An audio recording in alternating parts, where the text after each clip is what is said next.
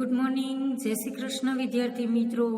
મુખ્ય સમાજશાસ્ત્ર FY BS 7 આપણે paper number 1માં unit number 3માં સામાજિક જૂથનો અર્થ અને પ્રકારો, તેમાં આપણે સામાજિક જૂથો છે એનો અર્થ મેળવવાનો છે અને એના પ્રકારો. તો વિદ્યાર્થી મિત્રો, યુનિટ નંબર 3 છે તેમાં સામાજિક જૂથો છે એના પ્રકારો 3 આપેલા છે. તેમાં 3 પ્રકારો છે, એમાં પ્રાથમિક જૂથ અને દૂરવર્તી જૂથ, અભ્યંતર જૂથ અને બાહ્યંતર જૂથ, ઔપચારિક જૂથ અને અનૌપચારિક જૂથ. આ 3 પ્રકારો આપેલા છે. તો આપણે ફક્ત 3 પ્રકારો વિશે ખાલી ઉપરછલ્લી માહિતી મેળવી લેશું, પણ વિસ્તૃતમાં પ્રાથમિક જૂથ અને દૂરવર્તી જૂથ વિશે આપણે આગળ ભણતા જશું, એના વિશે વિસ્તૃતમાં માહિતી મેળવતા જશું. તો કે પ્રાથમિક જૂથ અને દૂરવર્તી જૂથ. તો કે પ્રાથમિક જૂથ અને દૂરવર્તી જૂથ એટલે પ્રાથમિક જૂથ એટલે કે જે જૂથના સભ્યો વચ્ચે ગાઢ અને મોઢાના સંબંધો હોય, એટલે કે પ્રત્યક્ષ સંબંધો હોય તેને, અથવા તો ભૌતિક અને નિકટતાના સંબંધો હોય, સહકારની ભાવનાના સંબંધો હોય, તેને આપણે પ્રાથમિક જૂથ કહી શકાય. પ્રાથમિક જૂથ છે તેનું કદ નાનું હોય છે, તેને ધ્યેયોની એકતા હોય છે. બધા કે કુટુંબ અને ગામડું છે એ પ્રાથમિક જૂથનું ઉદાહરણ છે. હવે દૂરવર્તી જૂથ એટલે શું?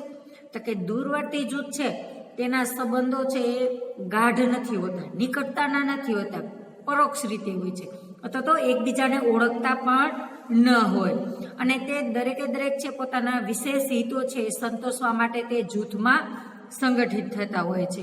તેને આપણે દૂરવર્તી જૂથ કહેવામાં આવે છે. રાજ્ય હોય, રાષ્ટ્ર હોય છે, એ દૂરવર્તી જૂથનું ઉદાહરણ તરીકે આપણે લઈએ છીએ. દૂરવર્તી જૂથ હોય છે તેમાં જટિલતા હોય છે. જૂથના સભ્યો છે પોતાની વ્યક્તિગત અને વિશિષ્ટ હેતુ સંતોષવા માટે તે તલ્લીન હોય છે, કે એમાં જ તે સમાયેલા હોય છે. તે દૂરવર્તી જૂથ હોય છે એનો પ્રભાવ છે. અને દૂરવર્તી જૂથ હોય છે એની ક્ષેત્ર છે એ મર્યાદિત હોય છે, અને તે વ્યક્તિને પ્રભાવિત કરે છે કે વ્યક્તિ પોતાની ઈચ્છાઓ જે છે એ સંતોષવા માટે તે જૂથમાં તે સંકળાય છે. અને પ્રાથમિક જૂથ છે એનાથી વિરુદ્ધનું હોય છે. તેના સંબંધો છે નિકટતાના અને ગાઢભર્યા જોવા મળતા હોય છે. પછીનો બીજો પોઈન્ટ છે અભ્યંતર જૂથ અને બાહ્યંતર જૂથ. અભ્યંતર જૂથ અને બાહ્યંતર, તો કે WG શિમનર નામના જે સમાજશાસ્ત્રી છે તેમને 2 પ્રકારો આપ્યા છે, અભ્યંતર જૂથ અને બાહ્યંતર જૂથ. અભ્યંતર જૂથ છે એ વ્યક્તિ છે એ જૂથ સાથે પોતાનું તાદાત્મ્ય હોય છે, કે તાદાત્મ્ય સાંધેલું હોય છે. જૂથ પરત્વે પોતાનાપણાની ભાવના ધરાવતું હોય છે, જૂથ પોતાનું જૂથ હોય છે એવું માનતા હોય છે, તો તેને અભ્યંતર જૂથ કહેવામાં આવે છે. મારું ગામ, મારી શાળા, આવા જે શબ્દો વપરાય છે એ અભ્યંતર જૂથ સાથે સંકળાયેલા હોય છે. જ્યારે બાહ્યંતર જૂથ છે એનાથી વિરુદ્ધનું હોય છે, કે વ્યક્તિ છે એ જૂથ પરત્વે છે અમેની ભાવના નથી ધરાવતું, તે પારકાપણાની ભાવના ધરાવતું હોય છે. તેને આપણે બાહ્યંતર જૂથ તરીકે ઓળખાવી શકીએ છીએ. કે તેમાં બાહ્યંતર જૂથ હોય છે એમાં પરત્વે, તો કે સભ્યો પરત્વેની જે છે એ અભ્યંતર જૂથના સભ્યોથી વિરુદ્ધની હોય છે. અણગમો હોય છે, શંકા, કુશંકા, આવા અલગ અલગ છે તિરસ્કારની, નિષેધાત્મક લાગણીઓ જોવા મળતી હોય છે. દાખલા તરીકે આપણે હિન્દુ અને મુસ્લિમ છે, તો હિન્દુ માટે મુસ્લિમોનું જૂથ છે એ બાહ્યંતર જૂથ છે, અને મુસ્લિમો માટે છે હિન્દુનું જૂથ છે એ બાહ્યંતર જૂથ છે. તો આ છે એ બાહ્યંતર જૂથનું ઉદાહરણ ગણવામાં આવે છે. પછીનો ત્રીજો પોઈન્ટ છે ઔપચારિક અને અનૌપચારિક જૂથ. ઔપચારિક જૂથ અને અનૌપચારિક જૂથ છે તેમાં, તો કે ઔપચારિક જૂથ હોય છે એમાં એના ભૂમિકાઓ, એના દરજાઓ હોય છે, એના ધોરણો હોય છે, એના ચોક્કસ નીતિ નિયમો હોય છે, અને નિયંત્રણમાં રહીને જ કાર્ય કરવાનું હોય છે ઔપચારિક જૂથોમાં. તો કે જે શૈક્ષણિક સંસ્થાઓ છે, રાજકીય પક્ષો છે, એ ઔપચારિક જૂથનું ઉદાહરણ છે. કે ઔપચારિક જૂથ હોય છે એની અમુક સમય મર્યાદા નક્કી કરેલી હોય છે, એ જ સમય મર્યાદામાં કોઈ પણ કાર્ય નક્કી કરેલું હોય પૂર્ણ થઈ જવાનું હોય, તો તે ઔપચારિક જૂથમાં તેનો સમાવેશ થાય છે. જ્યારે અનૌપચારિક જૂથ હોય છે એમાં ભૂમિકા કેવી હોય છે? સ્વનિર્મિત હોય છે, પરિવર્તનશીલ હોય છે. દરેકે દરેક વ્યક્તિ છે એ પોતે સ્વતંત્ર રીતે કાર્ય કરે, અસ્થિર હોય છે. અને આ દરેક સભ્ય છે પોતાના વિચારો, કાર્ય કરવાની બાબતમાં દરેકમાં છે એ સ્વતંત્રતા ધરાવતા હોય છે. પરસ્પર એના વ્યવહારના ચુસ્ત નિયમો જોવા મળતા નથી. તો તે અનૌપચારિક જૂથ છે.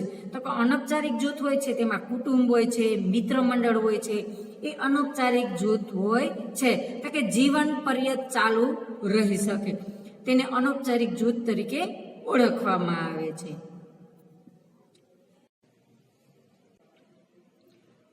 હવે આપણે પ્રાથમિક જૂથ અને દૂરવર્તી જૂથ, અભ્યંતર જૂથ અને બાહ્યંતર જૂથ, ઔપચારિક જૂથ અને અનૌપચારિક જૂથ, એના વિશે વિસ્તૃતમાં માહિતી મેળવી કે તેના અર્થ વિશે. તો હવે આપણે પ્રાથમિક જૂથ અને દૂરવર્તી જૂથ છે તો કે એના વિશે વિસ્તૃતમાં માહિતી મેળવીશું. તો પહેલો પોઈન્ટ એનો છે પ્રાથમિક જૂથના લક્ષણો અને એનું મહત્વ વિશે. તો પ્રાથમિક જૂથ છે તેના લક્ષણો અને એનું મહત્વ. તો આપણે પ્રાથમિક જૂથ વિશે આપણે માહિતી મેળવી કે પ્રાથમિક જૂથ છે એનો અર્થ શું છે, કે પ્રાથમિક જૂથ એટલે શું? તો કે પ્રાથમિક જૂથ છે એના સભ્યો વચ્ચેના ગાઢ અને મોટા સંબંધો હોય છે, ભૌતિકતાના અને નિકટતાના સંબંધો હોય છે, સહકારની ભાવનાના સંબંધો હોય છે. આ છે પ્રાથમિક જૂથ કહેવામાં આવે છે. તો તેમાં આપણે પ્રાથમિક જૂથ છે એમાં કઈ કઈ બાબતોનો સમાવેશ થાય છે, કે પ્રાથમિક જૂથ છે એમાં કયા કયા લક્ષણો દ્વારા છે આપણે ઓળખી શકીએ કે એમાં પ્રાથમિક જૂથમાં તેનો સમાવેશ થતો જોવા મળે છે.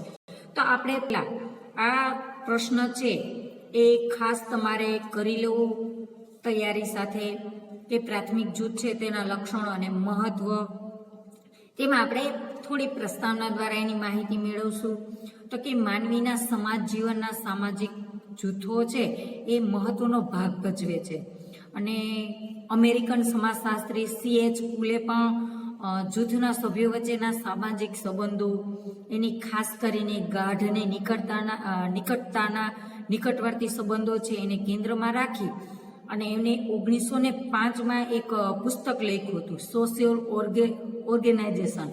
તેમાં પ્રાથમિક જૂથની છે સમજૂતી આપવા માટેનો તેમને પ્રયત્ન કર્યો હતો અને એમને રજૂઆત પણ કરી હતી. તેમાં આધુનિક સમાજશાસ્ત્ર છે તેમાં સામાજિક જૂથના જે સભ્યો છે એના વચ્ચેના સામાજિક સંબંધોમાં રહેલી નિકટતા, દૂરતાના જે પ્રમાણને આધારે છે એ સામાજિક જૂથ છે એમાં પ્રાથમિક સંબંધો છે અને દૂરવર્તી જૂથો છે એવા બે પ્રકારના જે પ્રકારો પાડવાનો તેમને પ્રયત્ન કર્યો હતો. અને તેમાં તેમની માનવીના મોટાભાગની જરૂરિયાતો છે એ સંતોષવામાં કે દરેકે દરેક માનવીની જરૂરિયાતો પૂર્ણ કરવામાં પ્રાથમિક જૂથ છે એના દ્વારા તે માનવીની પૂર્ણ થઈ શકે છે એવું પણ તેમને વ્યક્ત કર્યું હતું. અને વ્યક્તિના વ્યક્તિત્વનો વિકાસ છે એ પ્રાથમિક જૂથ દ્વારા જ થતો જોવા મળે છે. અને પ્રાથમિક જૂથ છે એ માનવીનો પૂરેપૂરો કે જે કહે છે નિકટવર્તી સંબંધ દ્વારા છે તેનો વિકાસ કરવામાં આવે છે. હવે પ્રાથમિક જૂથ છે એનો અર્થ વિસ્તૃતમાં હવે આપણે મેળવશું. તો કે જે જૂથના સભ્યો વચ્ચે છે એ ગાઢ અને મોટા સંબંધો હોય, ભૌતિક અને નિકટતાના હોય, સહકારની ભાવનાનો હોય, તેને પ્રાથમિક જૂથ કહેવામાં આવે છે. કે મોટા પ્રત્યેક સંબંધો હોય તેને ભૌતિક નિકટતાના કે દરેક વ્યક્તિ છે તેની જરૂરિયાતો પૂર્ણ થઈ શકે તેને આપણે પ્રાથમિક જૂથ કહેવામાં આવે છે. C.H. કુલે નામના સમાજશાસ્ત્રીએ આપી હતી. બીજી વ્યાખ્યા આપી છે મર્યાદિત કદ. પ્રાથમિક જૂથનું કદ છે એ નાનું હોય છે, તે મર્યાદિત હોય છે. સામાજિક નિકટતા હોય છે, સહકારની ભાવનાવાળા જે છે એ જૂથોને પ્રાથમિક જૂથ કહેવામાં આવે છે. અને દરેકે દરેક સભ્યો હોય છે એને સહકારની ભાવનાના સંબંધો તેમાં જોવા મળતા હોય છે. તેવું મેકાવેર અને પેજ નામના સમાજશાસ્ત્રીએ કહેલું છે. તો કે આપણે કહી શકીએ તો કે પ્રાથમિક જૂથ છે તેમાં મિત્ર જૂથ, પડોશી જૂથ, રમતગમત જૂથ, ગામડું છે તે આ દરેકે દરેક પ્રાથમિક જૂથ તરીકે એને ઓળખવામાં આવે છે. તે પ્રાથમિક જૂથના જે છે એનો સમાવેશ થતો હોય છે. તો એમાં આપણે જોશું પ્રાથમિક જૂથના લક્ષણો. તો કે પ્રાથમિક જૂથ છે એના લક્ષણો છે એની વ્યાખ્યાઓ પરથી તારવીને આપવામાં આવેલા છે. અને તેમાં જોઈએ તો કે પ્રાથમિક જૂથ હોય છે તેમાં એકતા અને સુગ્રંથન છે એનું જે વાતાવરણ છે એ સ્વાભાવિક રીતે જ ઊભું થઈ જતું જોવા મળે છે અને એના આધારિત છે એ પ્રાથમિક જૂથના લક્ષણો તારવવામાં આવેલા છે. તો પહેલું લક્ષણ છે નાનું કદ. પ્રાથમિક જૂથ છે તેનું પહેલું લક્ષણ છે નાનું કદ. તો કે પ્રાથમિક જૂથ છે એનું કદ કેવું હોય છે? તે નાનું હોય છે, તે સીમિત હોય છે. તેના સભ્યોની સંખ્યા આપણે ગણી શકીએ તો એની સભ્યની સંખ્યા 2 થી 60 સુધીની પણ હોઈ શકે. તે કદ છે એ નાનું કદ છે, કારણ કે સભ્યો વચ્ચે મોટા સંબંધો છે તો જ શક્ય બને છે અને તે સંબંધો છે ગાઢ બની જતા હોય છે. એકબીજાનામાં અમીપણાની ભાવના જોવા મળતી હોય છે. પછીનો બીજો પોઈન્ટ છે સમાન ધ્યેય. તો કે સમાન ધ્યેય તો બધે પ્રાથમિક જૂથ હોય છે તેમાં દરેક સભ્યો છે એના ધ્યેયો વચ્ચે એકતાના હોય છે. દરેક સભ્ય છે એ પોતાનું મહત્વનું લક્ષણ છે એ સમાન ધ્યેય છે, એકતાની ભાવના જોવા મળતી હોય. બધા સભ્યો પોતાની શક્તિ સમાન ધ્યેય છે એ પ્રાપ્ત કરવા પાછળ પોતાની શક્તિ ખર્ચતા જોવા મળે છે. દરેક બાબત છે એમાં સમાન દ્રષ્ટિએ તે જોવા મળતા હોય છે. દરેક બાબતમાં સમાન દ્રષ્ટિએ છે એ રાખતા હોય છે અને તેમાં કલ્યાણની ભાવના છે તેનો પણ વિકાસ થતો જોવા મળે છે. પછીનો ત્રીજો પોઈન્ટ છે ભૌતિક નિકટતા. પ્રાથમિક જૂથો હોય છે તેમાં તેના સભ્યો છે એની વચ્ચે ભૌતિક અને શારીરિક નિકટતા જોવા મળતી હોય છે. ભૌતિક નિકટના જ સંબંધો છે એ ગાઢ સંબંધો છે એ શક્ય બનાવે છે. સામાજિક નિકટતા વધુ જોવા મળતી હોય છે. શારીરિક નિકટતાથી એકબીજાના વિચારો હોય છે, લાગણી હોય છે, પોતાના અભિપ્રાયો હોય છે એ સમજી શકતા હોય છે. શા માટે? તો કે એ બધાને મોઢાના ગાઢ સંબંધો હોય છે એ રીતે, એટલા માટે તેમાં સમાનતાનું પ્રમાણ વધારે જોવા મળતું હોય છે. પછીનો ચોથો પોઈન્ટ છે વ્યક્તિગત સંબંધો. હવે વ્યક્તિગત સંબંધો છે તેમાં પ્રાથમિક જૂથ છે એમાં દરેક સભ્યો હોય છે એ વ્યક્તિગત રસ ધરાવતા હોય છે. એકબીજાના કેન્દ્રમાં રાખીને જૂથના જે સભ્યો હોય છે એમાં વ્યક્તિગત એને અંગતના હોય છે, નિકટતાના સંબંધો હોય છે. વ્યક્તિગત સંબંધોને કારણે તે સંબંધો છે એ લાંબા સમય સુધી ટકી રહે એવું પણ જોવા મળતું હોય છે. પછીનો પોઈન્ટ છે પાંચમો, સંબંધો એ જ ધ્યેય.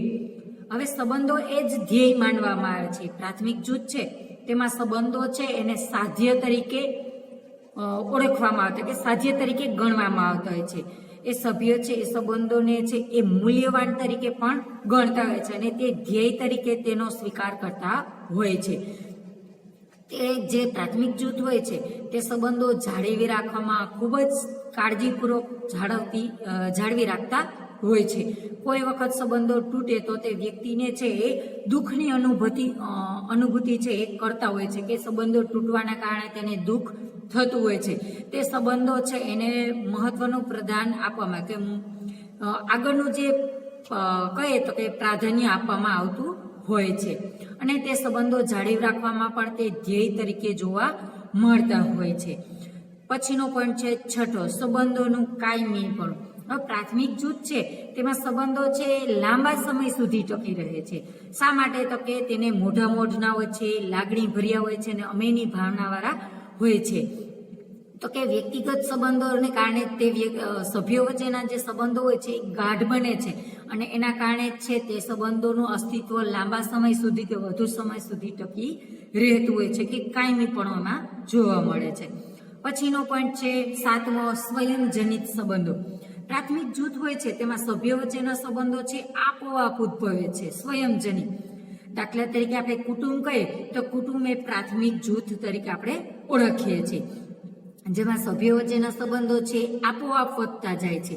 માનવી છે એની જરૂરિયાતો છે એ પૂર્ણ કરવા માટે પોતાના પ્રાથમિક જે જૂથ હોય છે એના બધા સમાજમાં વિકસી આવે છે અને દરેક સમાજ છે એમાં કુટુંબ સમાજ તો જોવા જ મળતો હોય છે અને તેમાં દરેક છે એની પોતાની જરૂરિયાતોને આધારે છે એ સભ્યો વચ્ચેના સંબંધો છે એ સ્વાભાવિક રીતે છે સ્વયંજનિત રીતે તે ઉદ્ભવી આવતા જોવા મળતા હોય છે. પછીનો છે આઠમો પોઈન્ટ છે સર્વાંગી સંબંધો.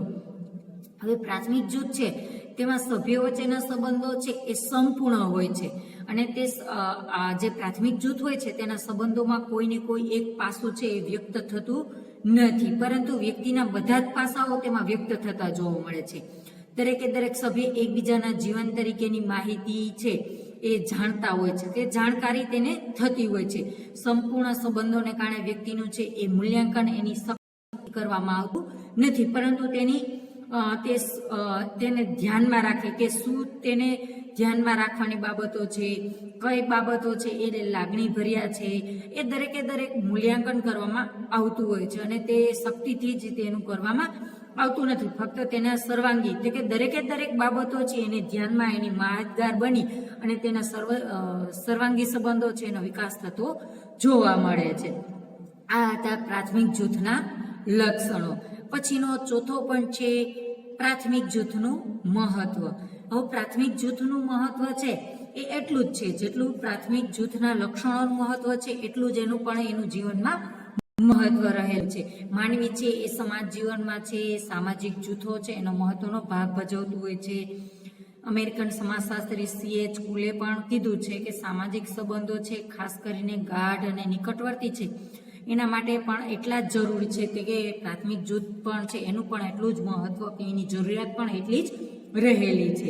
જેથી કરી અને આપણે પ્રાથમિક જૂથ છે એ દરેક સમાજમાં જોવા મળે છે અને તે સાર્વત્રિક જૂથો છે કે દરેકે દરેક સમાજમાં જોવા મળે એટલે કે એને સાર્વત્રિક જૂથ તરીકે આપણે પણ ઓળખીએ છીએ.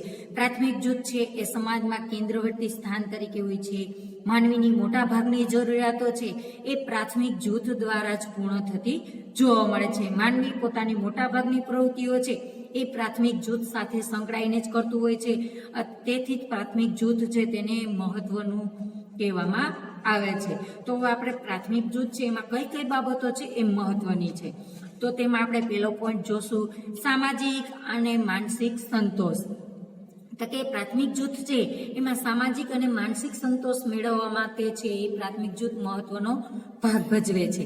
કે પ્રાથમિક જૂથ છે તેમાં વર્તન અંગેના ચુસ્ત નિયમો નથી હોતા, જેથી કરીને વ્યક્તિ છે માનસિક રીતે મુક્ત અનુભવે છે અને પ્રાથમિક જૂથમાં તે સ્વતંત્ર રીતે બોલી શકે, સ્વતંત્ર રીતે વર્તન કરી શકે છે.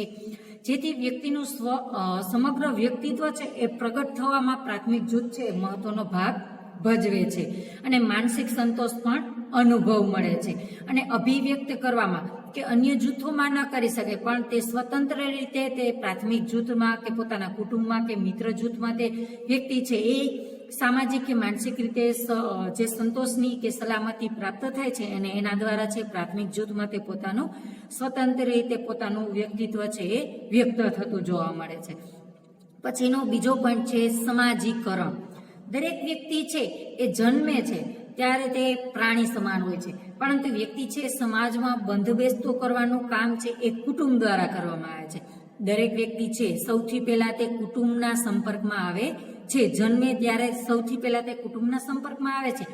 તે કુટુંબ તે વ્યક્તિનું સામાજિકરણ કરવામાં મહત્વનો ભાગ ભજવે છે અને તે કુટુંબમાં બંધબેસતો કે સમાજમાં બંધબેસતો કરવાનું કામ છે એ કુટુંબ દ્વારા થાય છે.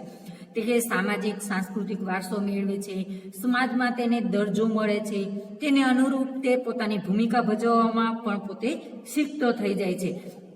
તો તે કાર્ય છે એ પ્રાથમિક જૂથ દ્વારા જ છે એ સમાજના ધોરણો, એના મૂલ્યો, એનું સંસ્કૃતિનું સિંચન કરવા માટે કુટુંબ છે એ સભ્યનું સામાજિકરણ કરવામાં મહત્વનો ભાગ ભજવે છે. પછીનો ત્રીજો પોઈન્ટ છે વ્યક્તિત્વનો વિકાસ. તો મનુષ્ય છે એ જન્મે છે ત્યારે તેની વ્યક્તિમત્તા આપોઆપ મળી નથી જતી, પરંતુ વ્યક્તિમત્તા ધીમે ધીમે તે ઉદ્ભવે છે અને વિકાસ પામે છે. પણ એ કોના દ્વારા? કે પ્રાથમિક જૂથનો તેમાં ફાળો રહેલો હોય છે કે વ્યક્તિમત્તાના ગુણો છે એ પ્રાથમિક જૂથ દ્વારા તે આકાર લેતા જોવા મળે છે. વ્યક્તિ જન્મે છે ત્યારે તે પ્રાણી સમાન હોય છે અને પછી તે ધીમે ધીમે છે એ વ્યક્તિત્વનો ઉદ્ભવ અને વિકાસ થાય છે. કુટુંબ જેવા જ તેના પ્રાથમિક જૂથો છે એમાં થતા જોવા મળે છે અને પછી વ્યક્તિ છે પોતાના વ્યક્તિના વલણો, આકાંક્ષાઓ, અનુકૂળ માન્યતાઓ આ દરેકે દરેક ઘડવાનું કાર્ય છે એ પ્રાથમિક જૂથ દ્વારા થતું આવે છે અને પ્રાથમિક જૂથ છે એ વ્યક્તિત્વનો વિકાસ કરવામાં મહત્વનો ફાળો ભજવે છે. પછીનો ચોથો પોઈન્ટ છે માનવ પ્રકૃતિનું ઘડતર. માનવ પ્રકૃતિ છે એ ઘડવામાં પ્રાથમિક જૂથ છે એ મહત્વનો ભાગ ભજવે છે કે વ્યક્તિ જન્મે છે ત્યારે તે જન્મ વખતે બાળક છે એ પશુ સમાન હોય છે અને પછી તે બાળક છે એ પ્રાથમિક જૂથ દ્વારા છે એનામાં માનવ લક્ષણો હોય છે, તેનો વિકાસ થાય છે અને માનવી છે એને સામાજિક માનવી બનાવવાનું કામ છે એ પ્રાથમિક જૂથ છે એના દ્વારા કરવામાં આવે છે. માનવીના મૂલ્યો શીખવવાનું કાર્ય છે એ પ્રાથમિક જૂથ દ્વારા કરવામાં આવે છે. માનવી છે એને વફાદારીની ભાવના વિકસાવવામાં આવે છે. માનવી છે એની સામાજિક સંબંધો વ્યક્ત કરવામાં છે એ પ્રાથમિક જૂથ દ્વારા કાર્ય કરવામાં આવતું મહત્વનું કાર્ય તેના દ્વારા કરવામાં આવે છે. આ હતા પ્રાથમિક જૂથનું મહત્વ. આ પ્રાથમિક જૂથ અને પ્રાથમિક જૂથના લક્ષણો હતા. હવે પછીના લેક્ચરમાં આપણે દૂરવર્તી જૂથના લક્ષણો અને એના મહત્વ વિશે માહિતી મેળવશું. તો થેન્ક યુ વિદ્યાર્થી મિત્રો. હવે પછીના લેક્ચરમાં એના વિશે વિસ્તૃત માહિતી મેળવશું આપણે.